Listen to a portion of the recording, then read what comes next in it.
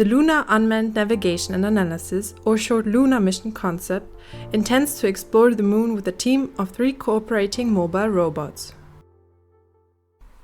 Each rover carries a payload with different and complementary capabilities, designed to work in tandem but taking also into account the possibility to accomplish specific tasks. The mission will follow an operational scenario based on a typical geologic approach to field activity. We will have an overall contextual view of the mission area to locate the sampling size and the rock samples, prioritization of the operations, and analytical close-range information retrieval. This way we ensure to acquire minimum valuable information for the mission, starting from a large-scale analysis without which further operations cannot be planned with a sufficient degree of safety or certainty to retrieve valuable scientific information. Therefore, such mission phases have the following main points. First, ultra-wideband anchor points deployment, in order for the rovers to delimit their operation area. Second, panoramic contextual view is obtained in the semi-autonomous navigation phase, where the 3 Lidars will gather an overall 3D view of the mission area, as well as a panoramic view with optical cameras. Third, the operation and science backroom will quickly compute an integrated model with different topographic and spectral information and have an overview of the geologic characters and differences in composition. Fourth, best sampling site selection and prioritization in terms of difficulty to approach them and potential scientific relevance based on the outputs of the overall scouting. Fifth, close approach to sampling site, close-range 3D mapping and imaging for rock or sample selection and analysis prioritization. Sixth, close-range analysis by visual inspection. All 3 robots share a couple of common features, such as a camera system for navigation and analysis, and most importantly, 3D vision provided by laser scanners. They are connected via Wi-Fi for communication. For semi-autonomous navigation purposes, they use a common controller, which autonomously maneuvers the robots to specific posts given by the operator. The first of the robots, Irma 3D, the intelligent robot for mapping applications in 3D, uses 2 actuated front wheels and a passive back wheel. Being the smallest of the 3 robots with just 58 by 52 by 31.5 centimeters and a weight of about 25 kilograms, 4 12-volt 7.2 amp-hours lead-acid batteries supply plenty of power for the exploration of the lunar environment. Irma is equipped with 2 laser scanners. A 2D laser scanner is mounted on the front side of the robot for obstacle avoidance. This laser scanner, in addition with 2 small webcams, allows a human operator to remotely steer the robot. The main sensor of Irma is the Regal VZ400 3D laser scanner that operates with a frequency of 1550 nanometers. This VZ400, mounted on top of the robot, can rotate freely around its vertical axis for a 360-degree scan as shown in this video. The fastest rotation takes 6 seconds with about 750,000 points per scan. The highest resolution is at 0.0024 degrees in both directions. This would create more than 6 billion points per scan.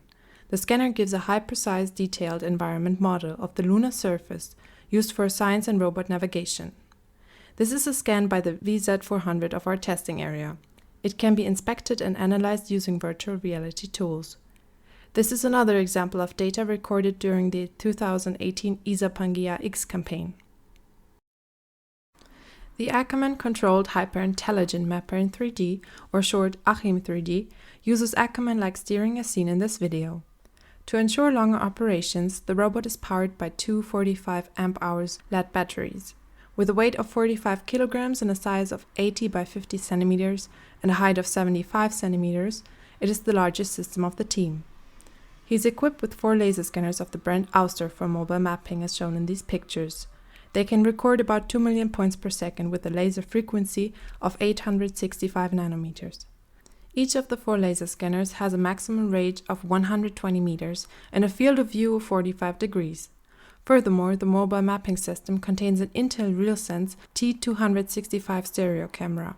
This stereo camera provides an independent trajectory estimation.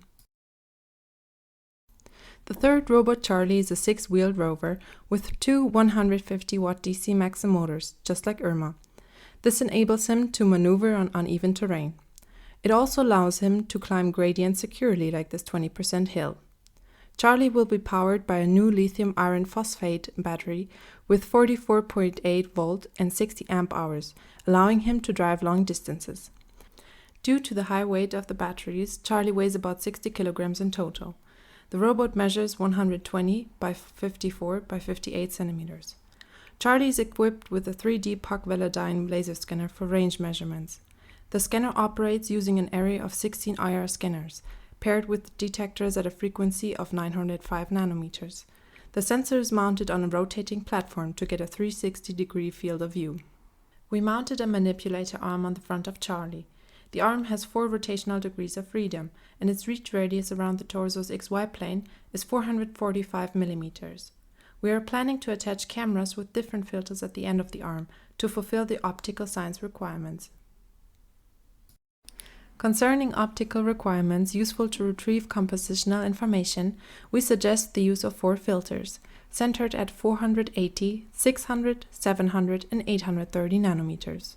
Of the retrievable spectral parameters, the UV to visual spectral slope is indicative of layer maturity, grain size, and ilmenite content.